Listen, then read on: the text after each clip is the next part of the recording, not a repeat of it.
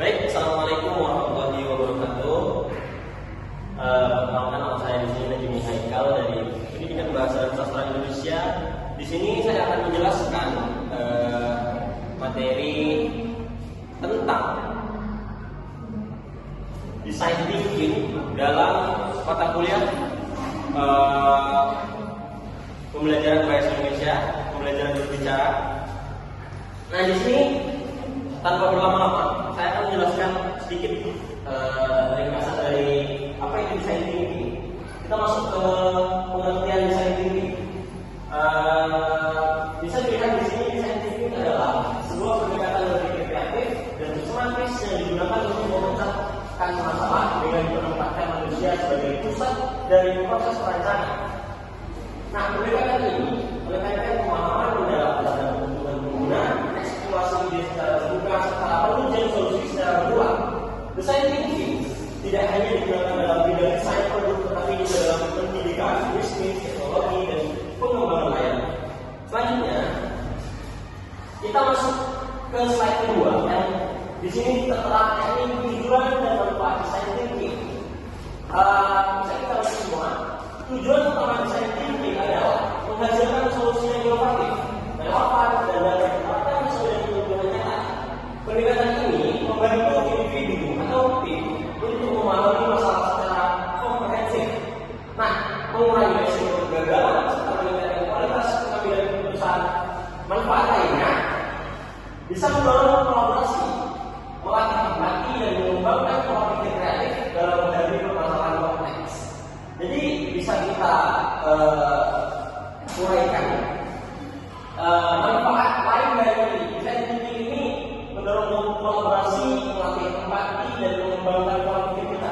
Jadi dengan adanya design thinking, pola pikir kita akan berkembang secara luas dan di situ membantu kita untuk mengembangkan ide-ide tertentu. Selanjutnya, di sini masuk ke tahapan design thinking.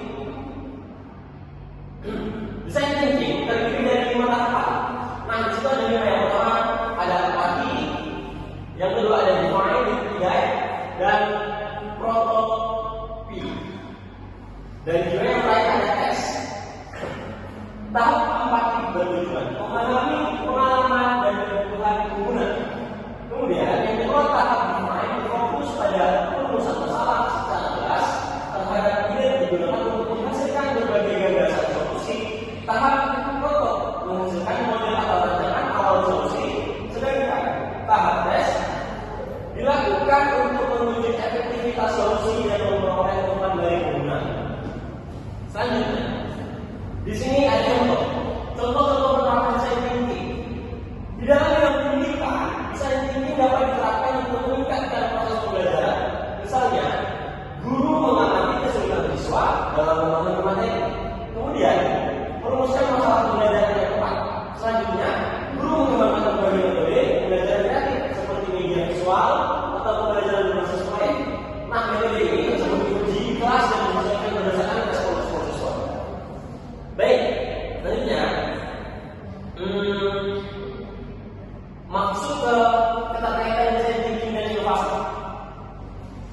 Bisa dilihat di depan kita baca design thinking berkaitan erat dengan inovasi karena mendorong proses penciptaan solusi yang berpusat pada kebutuhan manusia. Pendekatan ini membantu organisasi atau individu untuk berpikir adaptif terhadap perubahan dan tantangan. Dengan menerapkan design thinking, inovasi tidak hanya fokus pada ide baru, tetapi juga pada kebermanfaatan dan keberlanjutan solusi yang dihasilkan. Selanjutnya, di sini ada kesimpulan. Di sini saya akan bacakan kesimpulan secara bebas. Design thinking merupakan pendekatan berpikir kreatif yang berfokus pada kebutuhan manusia dan proses pemecahan masalah yang berkelanjutan. Melalui tahap empati, perumusan masalah, pengembangan ide, pembuatan prototipe, dan pengujian, design thinking membantu